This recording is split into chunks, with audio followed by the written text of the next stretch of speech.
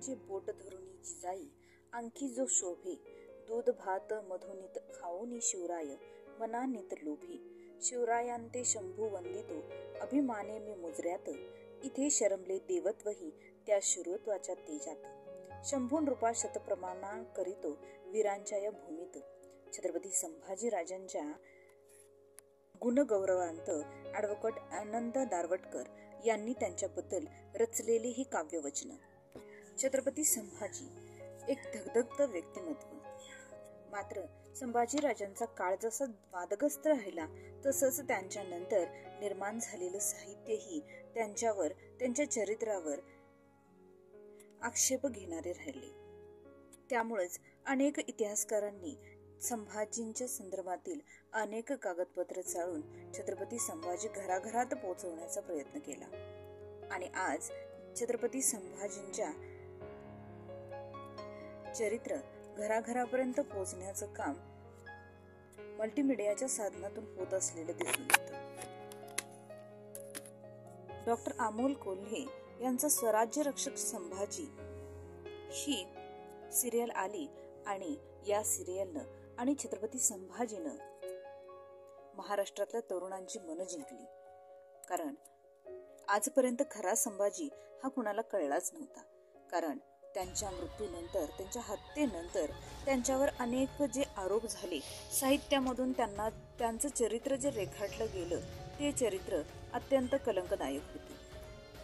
अशातच 14 फेब्रुवारी 2025 रोजी छावा नावाचा एक चित्रपट रिलीज झाला आणि या चित्रपटाच्या माध्यमातून संपूर्ण भारतभर छत्रपती संभाजींचं कार्य, बलिदान, स्वराज्यनिष्ठा, स्वाभिमान ही भारताच्या कानाकोपऱ्यापर्यंत पोहोचली. या निमित्तानंच मी बनवलेला हा व्हिडिओ. सभासद बखरीमध्ये आपल्याला संभाजी राजांचं विकृत चरित्र बघायला मिळतं. संभाजी राजांची जमेल तशी नालस्ती करून राजाराम महाराजांच्याकडून जास्तीत जास्त कमाई कशी करून घेता येईल यावर सभासदांना लक्ष दिलेलं दिसून येते.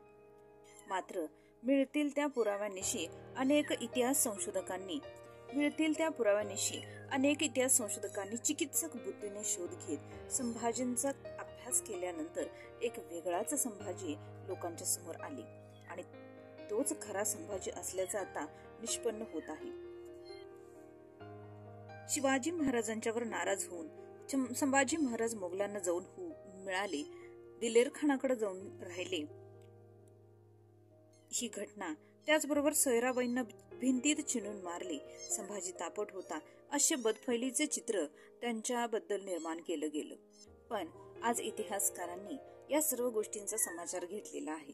जर संभाजी महाराज स्वराज्याच्या विरोधामध्ये जाऊन राहिले, मोगलांना मिळाले, तर दिलेर खानाच्या छावणीत राहिल्यानंतर मोगलांनी किती वेळा स्वराज्यावर आक्रमण केलं.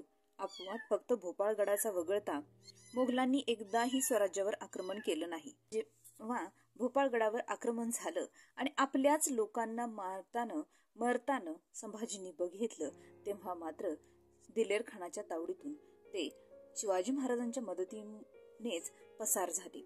एकूणच जर सर्वस्व अभ्यास केला असता तर संभाजी राजे मोगलांना जाऊन मिळण्यापाठीमागही पिता पुत्रांचं एक राजकारणच होतं असं दिसून येतं. संभाजी महाराजांना बदनाम करण्यामाग चाललेली सामाजिक सुधारणा ही महत्वपूर्ण होती. त्याचबरोबर अष्टप्रधान मंडळाला आपलं वर्चस्व राजदरबारामध्ये ठेवून छोट्या राजारामांना गादीवर बसवून सत्ता स्वतः हातात घ्यावी याची होती. अशा वेळेला संभाजी महाराजांची स्वातंत्र्यप्रेमी आणि स्वाभिनिष्ठ भूमिका ही त्यांच्या आड येत होती. संभाजी महाराजांनी जातीभेद निर्मूलन, गोरगरिबांची बाजू घेणं, दुसऱ्या धर्मात गेलेल्यांना पुन्हा हिंदू धर्मात घेणं, उत्तरेतून आलेल्या कवी कलशाला अष्टप्रधान मंडळात सामील करणं, येसुबाईंना प्रशासन प्रमुख नेमणं, तसेच रायप्पा महाराजचा भर दरबारामध्ये सन्मान करणं, शेतकऱ्यांना दुष्काळात शेतसारा माफ करणं, शिवाजी महाराजांनी चालवलेली सर्व कल्याणकारी धोरणं त्यांनी पुढं आहे तशी चालू ठेवली. त्याचबरोबर सामाजिक परिवर्तनाची एक चळवळही निर्माण झाली. त्यामुळे काहींच्या सामाजिक खोट्या प्रतिष्ठेला तडाखा बसला आणि त्यातूनच उठलेल्या मुठभर लोकांनी संभाजी महाराजांची बदनामी करायला सुरुवात केली. मात्र शिवाजी महाराजांच्या नावाला कलंक लागेल असं एकही कृत्य संभाजी महाराजांच्याकडून घडलं गेलं नाही. औरंगजेबानं जेव्हा त्यांना कैद केलं, जेव्हा त्यांना पकडलं, तेव्हा औरंगजेबापुढं त्यांनी आपली मानही तुकवली नाही.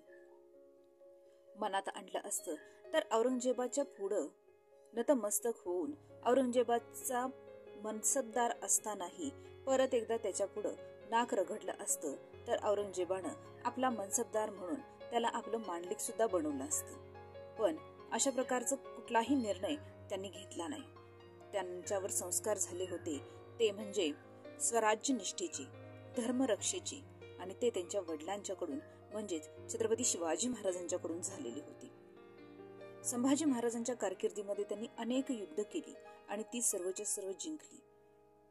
मग त्यामध्ये गोव्याचे पोर्तुगीज असतील, निजाम असेल, औरंगजेबाचे मनसबदार असतील, इंग्रज यांना सतत 8 वर्ष सळो की पळो करून सोडलं. या सर्वांचा अभ्यास केल्यानंतर आपल्या समोर येतो तो म्हणजे खरा संभाजी. प्राध्यापक नामदेवराव जाधव यांनी खरा संभाजी या नावाखाली एक पुस्तक लिहिलं आणि त्याचबरोबर ॲडव्होकेट अनंत दारवटकर यांच्याही लेखनामुळे संभाजी महाराजांचे चरित्र काही अंशी पुढे आलं. डॉक्टर इस्माईल पठाण यांनीही संभाजी हे पुस्तक लिहून संभाजी महाराजांच्यावर आपल्या व्याख्यानांच्या द्वारे आणि या पुस्तकाच्या द्वारे त्यांच्या कारकिर्दीवर एक प्रकाश टाकलेला आहे, जो खरा संभाजी समजून घेत असताना अत्यंत महत्वपूर्ण ठरतो. आजच्या युवा पिढीसमोर स्वराज्यरक्षक संभाजी महाराजांचं, धर्मरक्षक संभाजी महाराजांचं चरित्र हे अत्यंत महत्वपूर्ण आहे.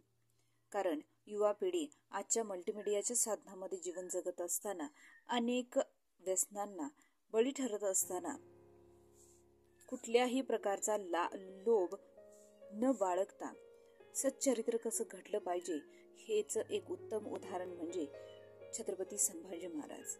आणि म्हणूनच प्रत्येक व्यक्तीनं संभाजी महाराजांचं चरित्र नक्कीच एकदा वाचलं पाहिजे आणि त्याचबरोबर आपल्या आयुष्यामध्ये त्याचं अनुकरणही केलं पाहिजे. छत्रपती संभाजी राजांच्या कार्यकर्तृत्वाचा गौरव करणारा बनवलेला हा मी व्हिडिओ आवडला असल्यास नक्की लाईक करा. चॅनलला सबस्क्राईब केलं नसेल तर नक्की सबस्क्राईब करा. धन्यवाद.